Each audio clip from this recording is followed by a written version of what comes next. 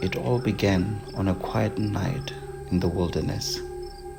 Jones, driving home from hunting, suddenly saw a human-like silhouette lying in the road. And as he stepped out to investigate, he found a creature, half human, half monster, lying injured. The creature spoke to him in a raspy voice, promising safety if Jones would help him. All he had to do was to take him to where his other monster brothers are waiting.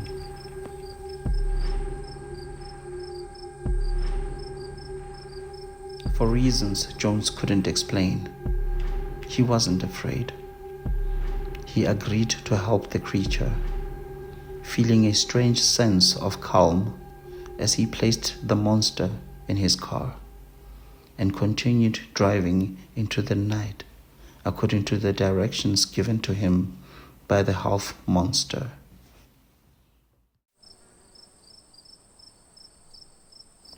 After a few kilometers of driving, the creature's brother appeared, another half monster. This one was hostile at first, but later realized what Jones had done. He thanked Jones for saving his brother and invited him to a ritual happening deep in the woods the next night. He hinted at a powerful proposal, one that could change Jones' life forever.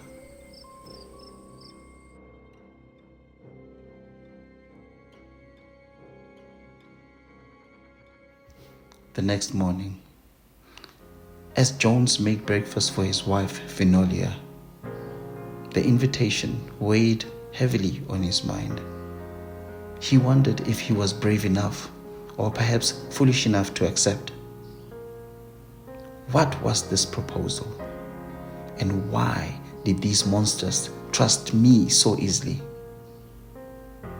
There was only one way to find out, he thought. And so that night, curiosity got the better of him. Jones returned to the meeting spot and found a different monster waiting for him. The creature, more intimidating than the first, explained to Jones he can never get to the ritual side without being carried, as the road to that place is very treacherous. Jones was carried through valleys and across hills. Realizing the sheer strength of the monster, fear began to creep in, but he had come too far to turn back. At the ritual, the monsters made their offer.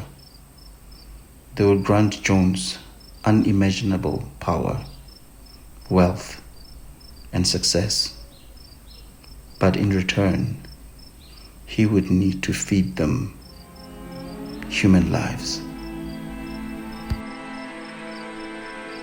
After the meeting, another intimidating monster was tasked to immediately carry Jones back to his car. He was not supposed to see what happens in the ritual. That night, Jones struggled with the decision. Could he sacrifice others for his own gain? The promise of success tempted him, but at what cost, he wondered. By morning, Jones made his choice. The promise of power was too great to resist. He would accept the deal, but he told himself he would be careful. Only a few lives, nothing more. Jones wasted no time. He abducted his first victim, a woman from a nearby town, and offered her to the monsters. It was easier than he thought, and the rewards came quickly. One abduction turned into several, and Jones became more comfortable with his role. Each time the monsters fed, and each time Jones grew more powerful. His ambition had no limits. With the monster's help, Jones climbed to the top. He was respected, feared, and those who stood in his way were eliminated quietly and efficiently. People whispered about his ruthlessness. His rise seemed unstoppable, and no one dared challenge him. Jones' influence grows. Even the underworld began to respect him. His influence spread, and people began to rally behind him. But there was a price for such power. One night, a new monster arrived, bringing news that chilled Jones to the core. He was no longer required to bring just one victim. The monsters now demanded 5 women every night. Jones tried to resist, to negotiate, but the monster's warning was clear. He was bound to them, and the price for failure would be dire. In his arrogance, Jones decided to bring only one victim the next night. Perhaps the monsters would forgive him, but they didn't. That night, they were furious, and their hunger had grown beyond control. One of them tried to attack him and shook his car and broke the windows. He stopped him and gave Jones his last warning. Without a word, the monsters vanished into the night, leaving Jones broken and stranded. For the first time, he realized just how deeply he was in over his head.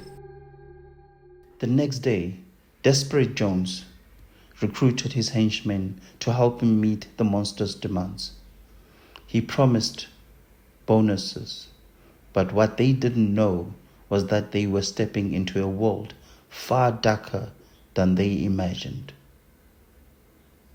In their haste, Jones's men made a fatal mistake. They brought men instead of women, enraging the monsters. The consequences were immediate and deadly. The monsters, led by their alpha, descended on Jones and his men. It was a massacre. Screams echoed through the night as the creatures tore through their strength.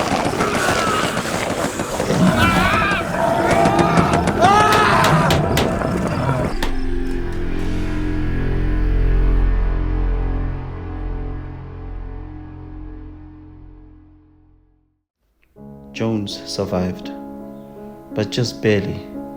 He woke up bruised, broken, and haunted by what he had seen. His empire was threatened. He also knew that the Alpha let him live, maybe just to serve as a warning. Back home, after taking a nap, Jones confessed everything to his wife, Vinolia. She listened in shock, but urged him to seek help from the police. It was the only way to stop the madness. Jones went to the police, confessing his crimes, and warned the police of the monsters lurking in the wilderness. The police were skeptical, but agreed to help Jones to stop the monsters. Together with his henchmen and the police, they set a trap for the monsters, but the creatures were far smarter than they expected, and soon the trap turned into an all-out battle.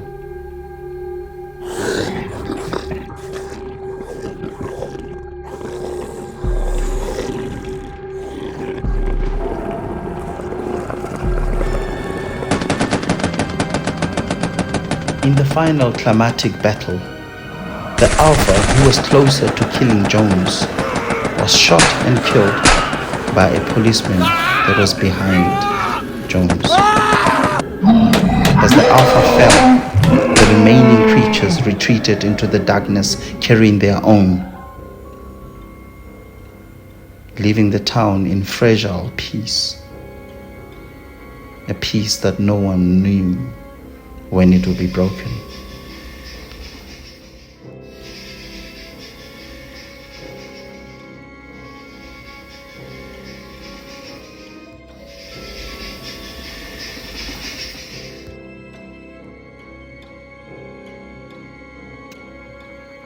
"5 years have passed, but the town is still haunted by the memory of those nights.